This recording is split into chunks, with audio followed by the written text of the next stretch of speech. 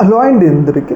రీసెంట్గా అమెరికా అధ్యక్షుడు Donald Trump ఒక కీలకమైన విషయాన్ని అయితే బయటపెట్టడం జరిగింది. ఆ విషయం ఏంటి అంటే, మన శత్రు దేశం పాకిస్తాన్ చాలా పెద్ద స్థాయిలో మన దేశాన్ని నాశనం చేయడం కోసం చాలా పెద్ద స్థాయిలో న్యూక్లియర్ టెస్టులు చేస్తూ ఉంది. అంటే న్యూక్లియర్ టెస్టులు చేయడం అంటే ఏంటి అంటే, న్యూక్లియర్ ఆయుధాలని పెంచుకుంటూ ఉందన్నమాట. వాళ్ళ దగ్గర ప్రస్తుతం 180 వరకు న్యూక్లియర్ ఆయుధాలు ఉన్నాయి.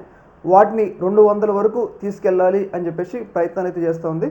అందులో భాగంగానే పాకిస్తాన్ న్యూక్లియర్ టెస్టులు చాలా సీక్రెట్గా చేస్తుంది అని చెప్పేసి అమెరికా అధ్యక్షుడు డొనాల్డ్ ట్రంప్ చెప్పడం జరిగింది. అయితే ఈ విషయం బయటకు వచ్చిన తర్వాత మన భారత్లో కూడా ఒక రకమైన భయం అయితే నెలకొని ఉంది. ఎందుకంటే పాకిస్తాన్ న్యూక్లియర్ ఆయుధాలు పెంచుకుంటే వాళ్ళు మెయిన్ టార్గెట్ మనమే కాబట్టి మన మీదే ప్రయోగిస్తారు. అయితే ఇలాంటి సందర్భంలో పాకిస్తాన్ న్యూక్లియర్ వెపన్స్ టెస్టులు చేస్తుంది కాబట్టి మన భారతదేశం కూడా న్యూక్లియర్ టెస్టులు చేయాలి అన్న డిమాండ్లు అయితే పెరుగుతూ ఉన్నాయి. ఎందుకు అంటే మనం 1998లో అంటే వాజ్పేయి గారు ఉన్నప్పుడు న్యూక్లియర్ టెస్ట్గా అంటే న్యూక్లియర్ దేశంగా అవతరించడం, అప్పుడు కొన్ని ఆయుధాలు తయారు చేసుకొని నిల్వ ఉంచుకున్నాం. కానీ ఇప్పటివరకు కూడా వాటిని టెస్ట్ చేయలేదు. మన దగ్గర న్యూక్లియర్ ఉంది, సూపర్ పవర్, కాకపోతే వాటిని ఇప్పటివరకు కూడా టెస్ట్ చేయలేదన్నమాట. అప్పుడు టెస్ట్ చేసినాం, ఆ తర్వాత టెస్ట్ చేయలేదు.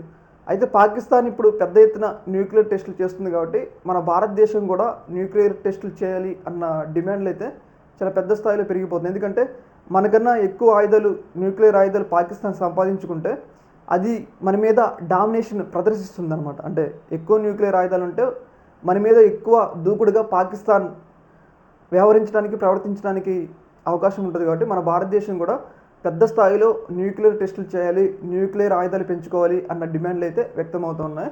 ఇదే విషయాన్ని ఏదైతే పాకిస్తాన్ న్యూక్లియర్ టెస్టులు చేస్తుందన్న విషయాన్ని డొనాల్డ్ ట్రంప్ చెప్పారు. కాబట్టి మన భారత్ కూడా, మోడీ గారు కూడా న్యూక్లియర్ టెస్టులకి ఆదేశాలు ఇస్తారా అన్న వాదనలు అయితే ఆదేశాలు ఇస్తారా అన్న వాదనలు అయితే వినిపిస్తూ ఉన్నాయి. చూడాలి మరి మన మోడీ గారు ఎలాంటి నిర్ణయం తీసుకుంటారు అనేది.